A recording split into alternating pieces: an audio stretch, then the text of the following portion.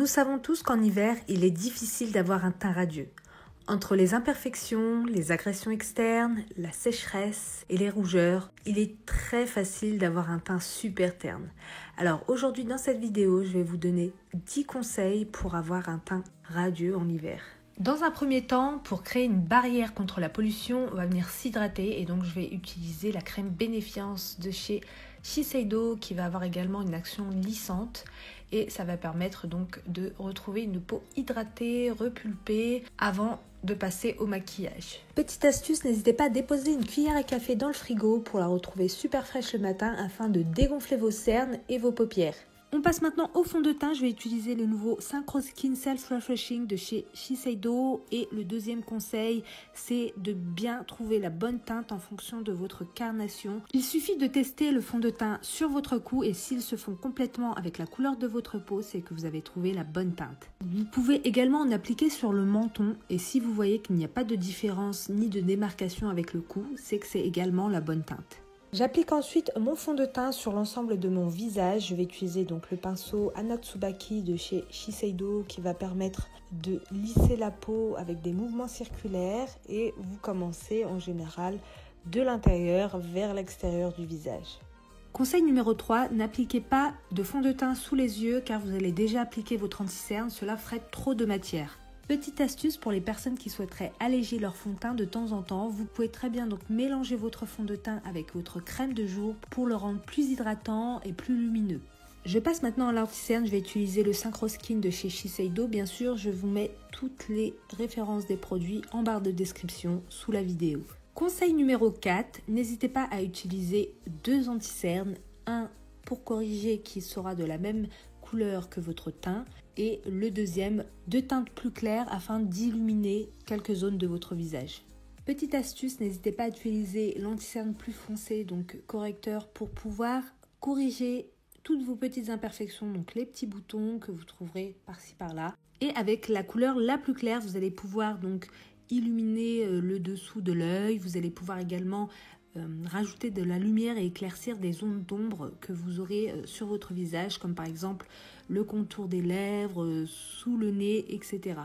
Pour celles qui ne souhaitent pas s'épiler les sourcils, vous pouvez très bien en appliquer un petit peu au niveau des repousses, ou pour celles qui se les épilent, vous pouvez également en appliquer au niveau de l'arcade sourcilière pour pouvoir illuminer la paupière. Pour le conseil numéro 5, je vais utiliser donc l'anti-cerne liquide Synchro Skin et l'un des conseils que je peux vous donner, c'est de ne pas utiliser une couleur trop froide par rapport à votre teinte et d'appliquer votre produit en réchauffant la matière sur votre main. L'application n'en sera que facilitée et vous pouvez l'utiliser donc dans le creux de la joue, au niveau des tempes, un petit peu au niveau des maxillaires. Vous retrouverez un teint donc beaucoup plus réchauffé. Petite astuce, n'hésitez pas à utiliser votre pinceau à fond de teint si vous avez dépassé un petit peu trop au niveau du contour.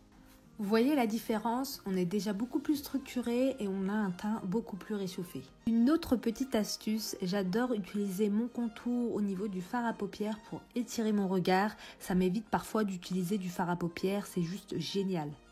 Conseil numéro 6, pensez toujours à mélanger toutes les matières ensemble à l'aide d'un pinceau visage. Ça permet d'éviter les démarcations et de flouter le maquillage. Petite astuce pour les personnes qui souhaitent encore plus de lumière, vous pouvez apporter des petites touches de luminosité avec un anti-cerne beaucoup plus clair afin d'apporter plus de lumière au maquillage. Conseil numéro 7, toujours bien matifier sa zone T. Il est important de choisir une poudre très légère afin d'éviter le côté cakey sous les yeux. Donc pour ça, la poudre Synchro Skin de chez Shiseido est parfaite car elle est ultra légère, vous allez voir, et vous allez pouvoir garder donc un côté glowy mais une zone T super mat. Conseil numéro 8, pensez toujours à appliquer du blush, ça donne toujours ce côté bonne mine.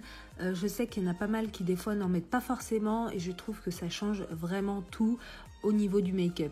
La petite astuce, n'hésitez pas à en appliquer un tout petit peu au niveau de l'arête du nez afin de faire un effet sun-kissed, embrassé par le soleil, voilà, pour donner un côté beaucoup plus réchauffé au teint. Conseil numéro 9, on n'oublie pas à la fin de mélanger toutes les matières avec notre pinceau visage afin que vraiment tout reste en place et tout reste lisse. Conseil numéro 10, on n'hésite pas à appliquer un petit rouge à lèvres dans les tons corail pour réchauffer le teint Et donc pour terminer le look, alors j'ai utilisé le Shiseido Visionary Gel Lipstick en couleur 209 Incense. Et ma dernière petite astuce est d'appliquer de l'anti-cerne au milieu de la bouche afin de créer un dégradé et de contourer la bouche tout simplement, ça lui donne un côté plus pulpeux. Et voilà pour le résultat, j'espère que ces conseils vous aideront à obtenir un teint radieux en hiver et que cette vidéo en collaboration avec Shiseido vous aura plu. Comme d'habitude, n'hésitez pas à liker, à commenter, à partager, mais surtout à vous abonner si vous ne l'êtes pas encore. Je vous fais des gros bisous et je vous dis à très vite pour une nouvelle vidéo. Psst, cliquez sur ma tête pour vous abonner.